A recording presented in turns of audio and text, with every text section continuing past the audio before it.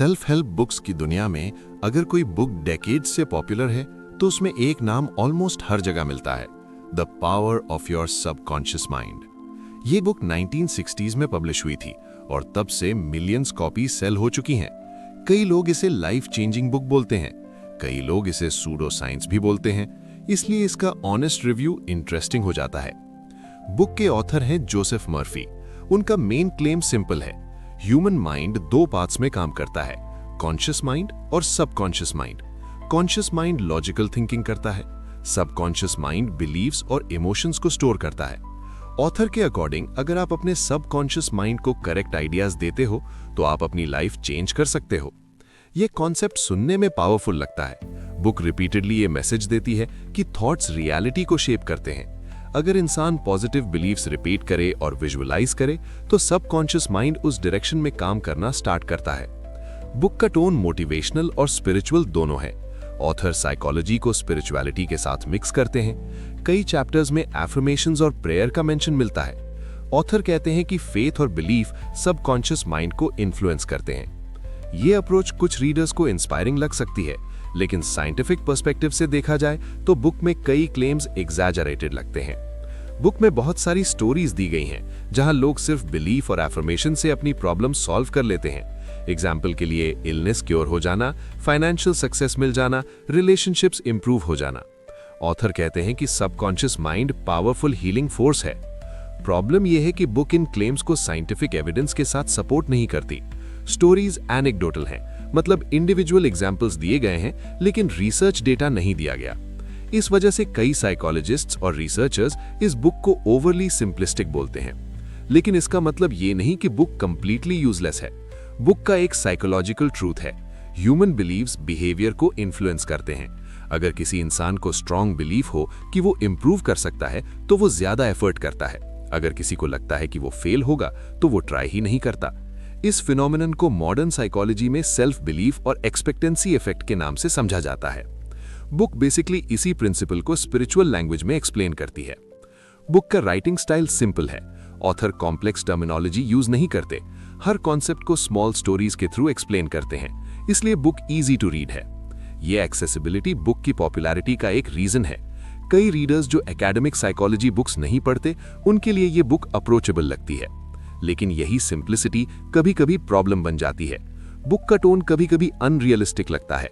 Author कभी कभी ऐसा इंप्रेशन देते हैं कि सिर्फ पॉजिटिव थिंकिंग से ऑलमोस्ट हर प्रॉब्लम सॉल्व हो सकती है। रियल लाइफ में सिचुएशन इतनी सिंपल नहीं होती। Financial struggles, health issues, social circumstances, सब कॉम्प्लेक्स फैक्टर्स होते हैं। सिर्फ एफर्मेशन से सब सॉल्व नहीं होता। बुक का एक और नोटिसेबल एस्पेक्ट रिलीजन और स्पिरिचुअलिटी का इन्फ्लुएंस है। Author frequently biblical references use करते हैं, प्रेयर और फेथ को सबकॉन्शियस प्रोग्रामिंग का पार्ट बताते हैं। कुछ रीडर्स को ये अप्रोच मीनिंगफुल लग सकती है, लेकिन जो प्योरली साइंटिफिक एक्सप्लेनेशन एक्सपेक्ट करते हैं उन्हें बुक थोड़ी आउटडेटेड फील हो सकती है। बुक का स्ट्रक्चर चैप्टर्स में डिवाइडेड है, जहां हर चैप्टर एक स्पेसिफिक टॉपिक कवर करता है। एग्जाम्पल के लिए वेल्थ, रिलेशनशिप्स, हेल्थ, फियर। हर चैप्टर का मैसेज सिमिलर होता है, नेगेटिव बिलीफ्स रिमूव करो और पॉजिटिव बिलीफ्स रिपीट करो। ये रेपिटेशन बुक में नोटिसेबल है। कई चैप्टर्स में सेम पैटर्न फॉलो होता है। रीडर को लग सकता है कि ऑथर सेम आइडिया को डिफरेंट स्टोरीज के साथ रिपीट कर रहे हैं। फिर भी बुक का कल्चरल इंपैक्ट स्ट्रॉन्ग रहा है। सेल्फ हेल्प मूवमेंट में सबकॉन्शियस माइंड का कॉन्सेप्ट काफी पॉपुलर हुआ। कई मॉडर्न मोटिवेशनल स्पीकर्स इनडायरेक्टली इसी आइडिया को प्रमोट करते हैं। Visualization, affirmations, positive self talk, ये सब टेक्निक्स आज भी प्रोडक्टिविटी और साइकोलॉजी डिस्कशंस में मिलती हैं। बुक का एक पॉजिटिव इफेक्ट ये है कि ये रीडर्स को अपनी थिंकिंग पैटर्न्स पर फोकस करने के लिए एनकरेज करती है। कई लोग अपनी इंटरनल डायलॉग को नोटिस ही नहीं करते। Negative self talk slowly confidence को डैमेज करता है। अगर कोई इंसान अपनी थिंकिंग को ऑब्जर्व करे और नेगेटिव बिलीफ्स को चैलेंज करे तो बिहेवियर चेंज पॉसिबल होता है। इस पॉइंट पर बुक का मैसेज यूजफुल है, लेकिन इंपॉर्टेंट डिफरेंस समझना जरूरी है। पॉजिटिव थिंकिंग एफर्ट का रिप्लेसमेंट नहीं है। पॉजिटिव थिंकिंग एफर्ट को सपोर्ट कर सकता है। बुक कभी कभी इस बाउंड्री को ब्लर कर देती है। एक और ऑब्जर्वेशन है कि बुक का tone old school motivational style का है। लैंग्वेज और एग्जाम्पल्स कभी कभी आउटडेटेड फील होते हैं। मॉडर्न साइकोलॉजी बुक्स ज्यादा स्ट्रक्चर्ड रिसर्च प्रेजेंट करती हैं, लेकिन फिर भी बुक की पॉपुलैरिटी सर्वाइव हुई है। रीजन सिंपल है, लोग होप और कंट्रोल का फीलिंग चाहते हैं।